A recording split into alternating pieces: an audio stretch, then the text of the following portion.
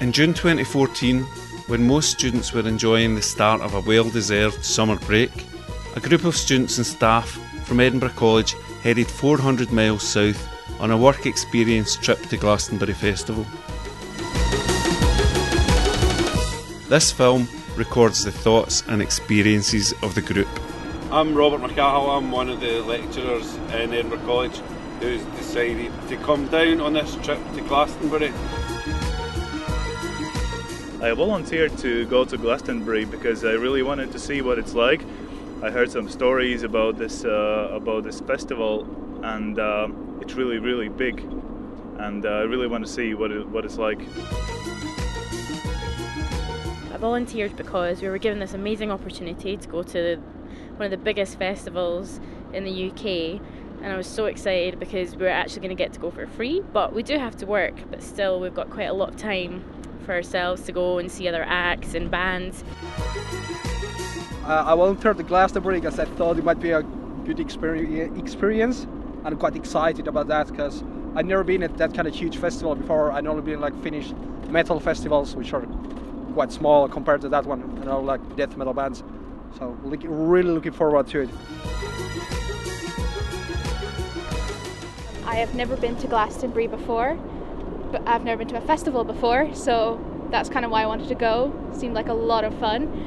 I volunteered to go to Glastonbury because I've been to a lot of festivals in the past. Tended to be like film festivals and big arts festivals, but I've never actually been to a music festival. Volunteered because the big factor was it was free, and you get some work experience as well and see what the festival's all about.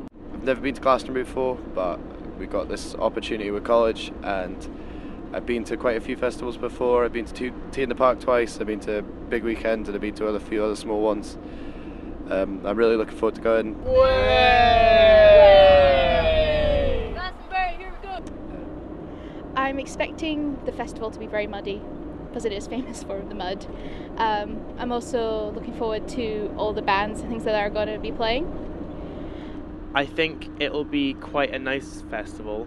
From the people I've spoken to, it seems to be one of the more calmer and relaxed festivals of the ones out there.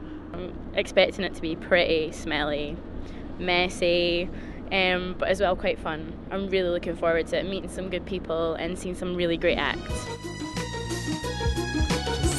Somerset farmer Michael Eavis organised the first Glastonbury Festival in 1970 when a few hundred people attended. This year there will be around 160,000 people in his farm. During our time there, we'll join a small army of around 3,000 voluntary stewards. Yeah, we're working quite a few awkward shifts from 7 in the morning till 1 in the morning till 7 in the morning, and I'm not looking forward to those shifts, but hey, do you know what? We'll have a sleep after it, get some food, and we'll be fine again. I'm not too chuffed about the night shifts because I like to sleep, but it should be fun, yeah. I don't really mind working at 1 in the morning till 7 in the morning. It'll be fun. All nighters. We get to see tons of drunk people in the campsite, and it'll be an absolute laugh.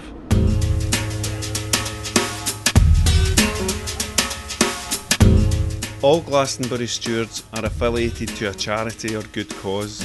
Oxfam, Greenpeace and WaterAid are probably the best known of these.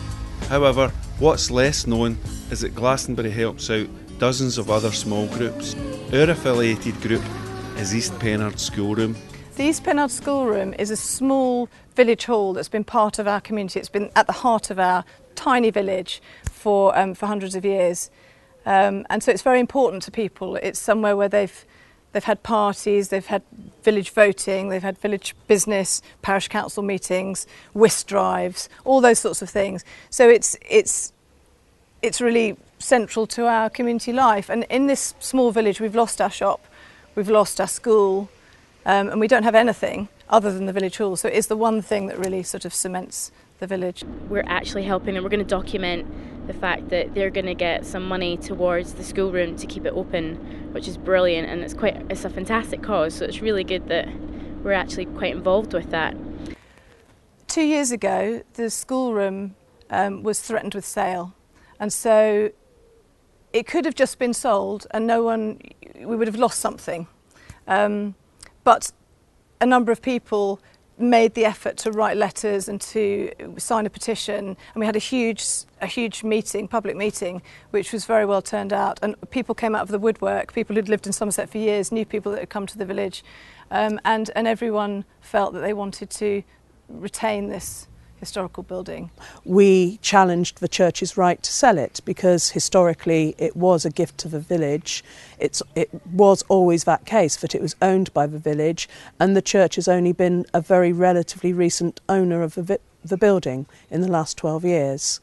I know it's a community centre, and I quite like the idea that the money is going to go to this local community. I think it's good that, you know, they get a contribution from the festival and from us. I think it's nice that something so significant as Glastonbury is doing something to help a charity in the local area. I just hope it's going to be a fun time, and I'll be able to do my shift well as a steward and contribute to the charity. The students that come to volunteer their time to work at Glastonbury Festival are helping save our hall because they're generating money. They get a free ticket, so that's great for them, and they also, for every hour they work, they generate money, which Michael Levis then donates to our village hall. So it's a financial thing, and it's fantastic. And what do you think about this? Leave me alone! When we get there, we'll be stewarding in Worthy View, a pre-erected campsite of around 3,000 tents, yurts and teepees that overlook the festival site.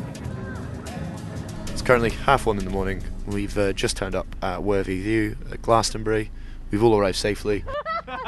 Oops! So Nilu, what's happening? We are currently stuck outside the Worthy View campsite. We're currently going to look at the lock that is actually making us trapped outside. Abigail. No. Abigail, What's happening at the moment? Nothing. We are now locked outside of the campsite because we got here 3 hours late. This is the Glastonbury security. Now they're going to lead us to the campsite in which we will pitch our tents. So wait, are we camping with the security? Yeah. And then we've got to unpitch our tents and move? Yeah, that's right. So we are finally here at Glastonbury. It's been quite an epic journey down many trials and tribulations, but we're spending our first night in the security compound. We were supposed to be somewhere else probably, but we ended up here because at first security picked us up like 15 minutes after we came up here. Meanwhile, do you want to look into my crib? So, it was an exciting realization of today that I could literally unzip my tent cover and just throw it out. I thought so far we've got here in one piece. So as you can see, many exciting things in my crib. One of my favourite things about it is that I am barely able to fit as someone who is over 6 foot. We're here having fun at the moment. Everything is good, and tomorrow we'll find out our proper places. So we also have some Pringles, some uncooked pasta, 2 granny apples, and toilet roll. Good afternoon, this is Nilufer Khan and Joe Christie reporting for Scotland's News. What would you like to report to us, Joe? It's 2 a.m. actually, Nilu. The night.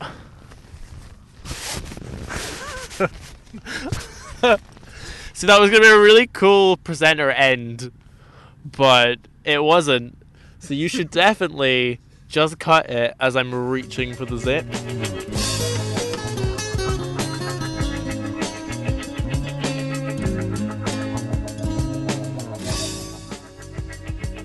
Well, this is day 2 in Glastonbury. We found out that we are actually now camping in the right spot, so we have set up camp. We're just going to chill out today, wait for our meeting at 6 o'clock to find out what's happening. Got our wristbands, and then we are going to go and explore the festival grounds. We've settled down all right. We've got our own little place for tents. We get showers, we get toilets to use, and we get enough food to last us for, I hope, till the end of the week. It's time to dip our toes in the Glastonbury fields and discover what the place is all about. Around 1 in 6 people here are working in some capacity. So although it's only Tuesday and the fun does not officially start until tomorrow, already there's a huge number of people. It's a good time to meet and indulge in the art of Glastonbury conversation. Or maybe not. Then again. Woo! Yeah, that's a noise. That's a noise.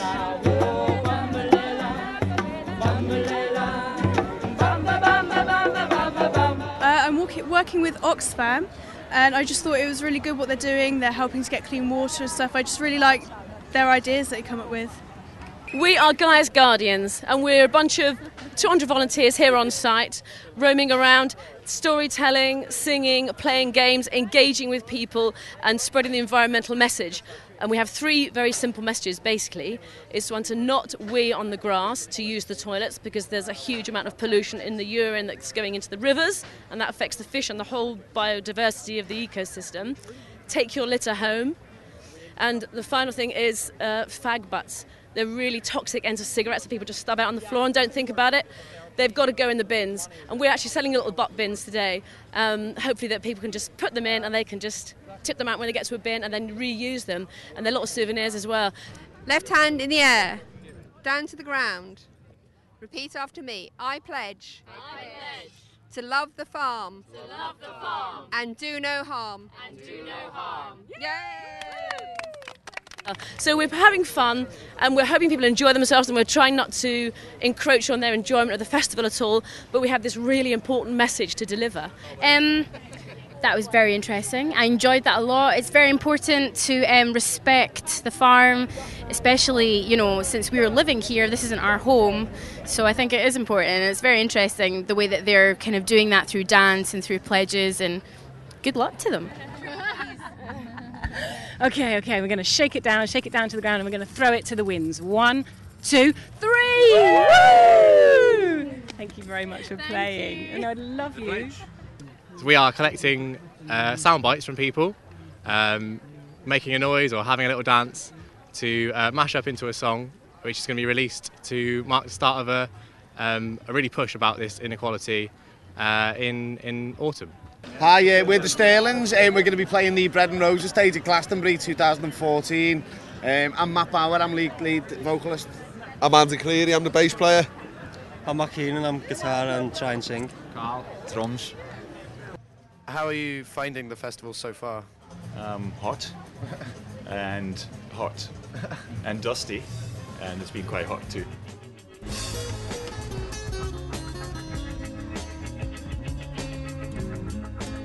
Our first whole day on site has been a scorcher. Fine weather for dragons, but the late evening sunset offers us all a bit of cool relief from the burning heat. Day 2 yesterday was interesting. It was a bit like an oven. We were all feeling the sun a lot of burns to show from it. A lot cloudier than it was yesterday, thank God. I thought I was going to pass out and die. Yeah, I can't wait I didn't get to go see the festival yesterday, so that should be fun. Looking forward to going to see some sort of fire display tonight, and then our 1 till 7 in the morning shift starts, so that should be interesting. Also for me and a couple of the other people, dealing with hay fever has been quite challenging because there's no escape from the pollen. We went to a meeting, and we get handed out those wristbands, which give us access to almost any area, as far as I know. We also had our orientation yesterday, which was good, just getting reorientated with everything and actually having the chance to have a little bit of a wander around the camp and get our bearings. We're hoping to do more so today and actually properly make our way down into the festival.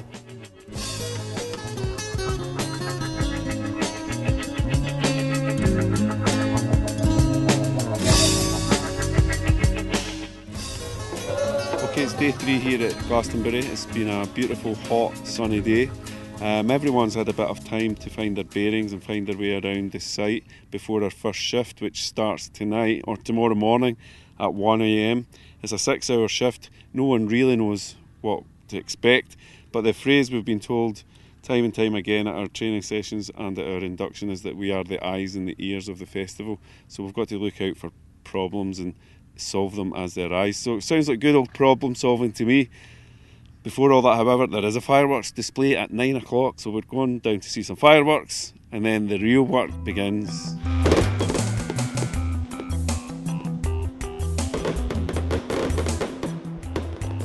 The main stage is open on Friday, but now that the gates are open to the public, there's plenty to see and plenty to do. Glastonbury has flowered again and it will not sleep until Monday morning. And our job is to help it blossom without incident.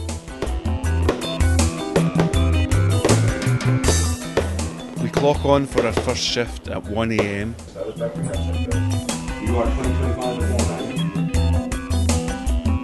For the next few days, these fields of Avalon will become a temporary 24-hour-a-day city. We'll be working in a repeating pattern of 6 hours on and 24 hours off, all the way through to Monday morning. We're very tired now because it's 5 AM. This is the most brutal of the shifts, so hopefully the rest of the weekend will be slightly easier to take. But it's been enjoyable actually, I've enjoyed doing it. Everyone's really friendly and up for chatting, which makes it a lot nicer. I have been accommodating the wonderful campers of Worthy View, and we've had a few little rumbles that have all been solved, and we've learned to use walkie-talkies and problem solving skills and learned to communicate efficiently and properly and work as a team as well, which is brilliant. So with the first of 4 shifts done, it's time to get some shut-eye and then enjoy the rest of Friday. So it's day 4 here at Glastonbury. Everyone has done their first shift through the night last night, and we all came back, went for some sleep, and we woke to the gentle pitter-patter of rain. Last night I had my first shift. I work in a village green area, which is really nice. It's nice and quiet last night. It was somewhat tricky because we're just learning the ropes as well, and this is the time when people are going to be asking most questions, so it was a lot of learning on the job. Got back 7 in the morning, slept outside because it was still quite warm. Luckily I managed to get back into my tent before the rain started, but I am enjoying the rain. Got my wellies, I'm prepared, got my jacket, and going to go for a walk in the rain later. I've been a bit wrecked by hay fever the past few days because obviously this is probably the worst place to come if you have hay fever because you literally never escape the fields. But since it started raining, it's actually been a bit better because the conditions mean that there's not so much pollen in the air to clog me up. Ugh.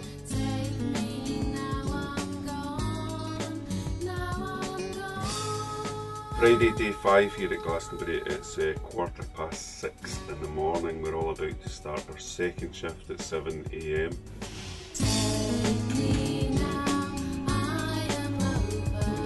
Good morning. Morning. Hello. How are you doing? About the same. Yeah.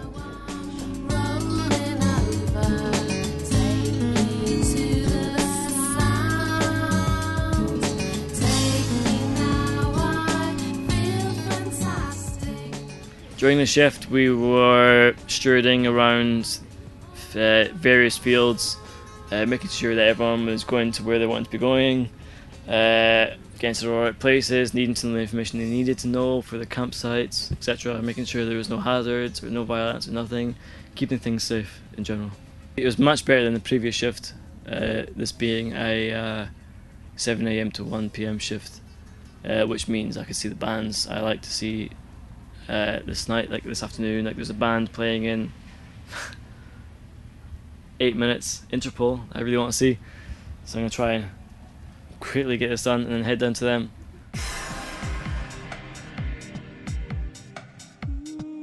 As Saturday gets underway, the talk on the farm is of an incoming storm. It's time to dig in and tighten those loose tent pegs. Today was our third shift stewarding, and I wouldn't say it was too eventful. It was wet and miserable. The weather has been really patchy, so there'll be a half-hour period where it's really lovely sun like this, and then it'll be raining all of a sudden, and then there'll be thunder and lightning. See that rising, seas that grow. See that rising, Avalon seas will grow and grow. It's been really unpredictable, and I think a lot of the festival goers don't know how to prepare for going into the festival because it's so changeable, and obviously they can't bring everything with them.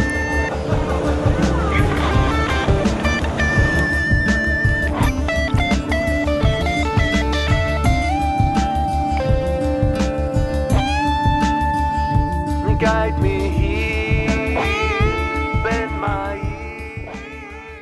Okay, so first today I was sent off to turn people away from the showers because there was something wrong with the water pressure. And it's actually quite scary trying to tell somebody they can't bathe. They get very nasty.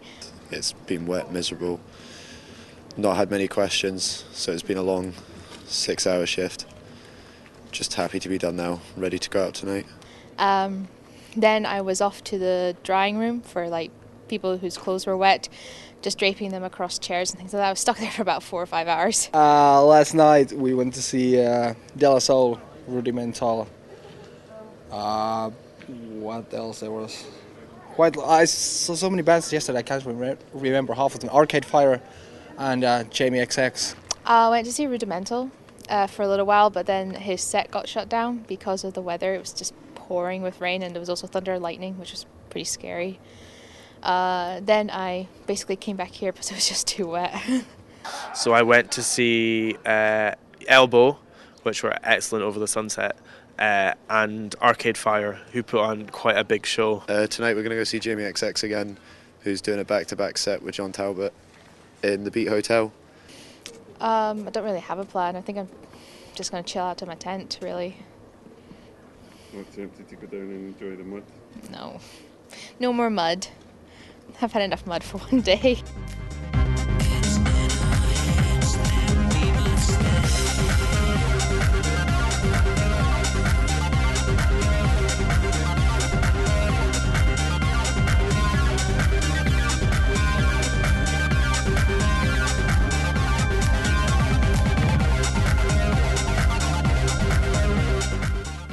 Tonight we did a 7 o'clock shift till a 1 in the morning shift, so it was 6 hours. It was really, really long and very, very cold. Essentially we were just making sure that the campers knew exactly how they were getting out of the camp for tomorrow.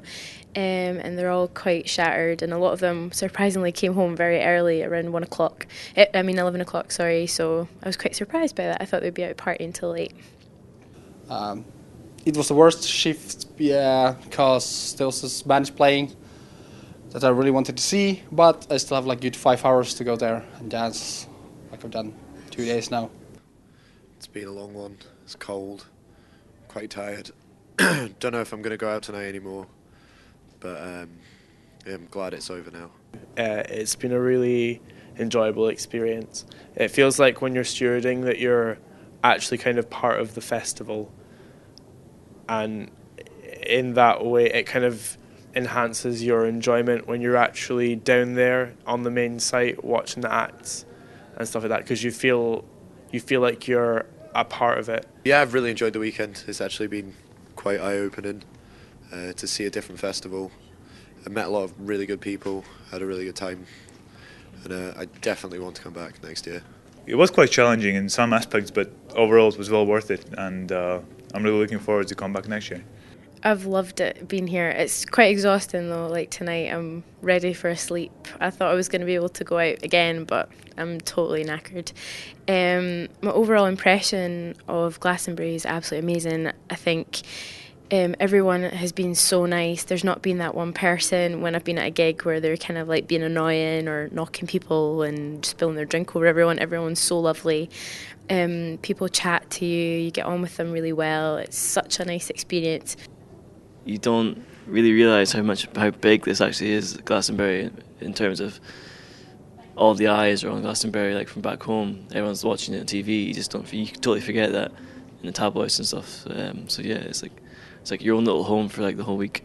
The facilities that we have as staff members, like for our own showers, our own toilets, is just amazing. Like compared to what's in the main site, is quite lucky what we've got here. So I definitely recommend that people do come and help steward, and even like the fact that we're doing it for a good cause to save the schoolroom is just it's really nice. It's a nice feeling as well for that fact.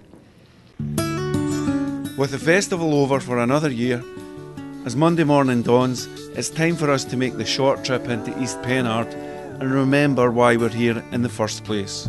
Oh, the misty sunset fest, rising in the east and setting in the west.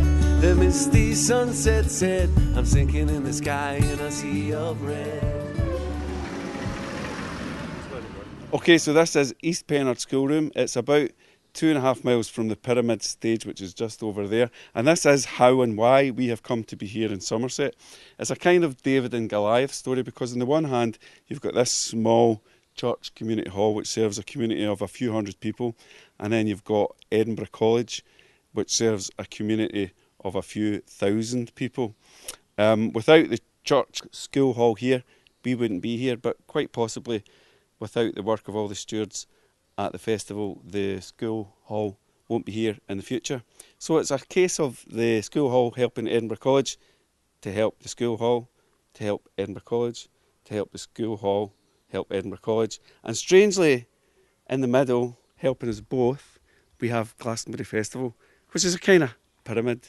One of the reasons why Glastonbury Festival is so special and it's so unique, and perhaps why it has that special spirit, is because Michael Eavis is from this community. His family's lived in this part of Somerset for generations and farmed here, and the local community is really important to him, and so he supports it. And so the festival gives something back, and it gives something back by providing funds, generating money for schools, village halls, scout groups, all those things. There are 3,500 volunteers that do so much work at the festival, and it's absolutely vital to the festival functioning. And for each hour that each steward works, money is generated for the community. So it's good.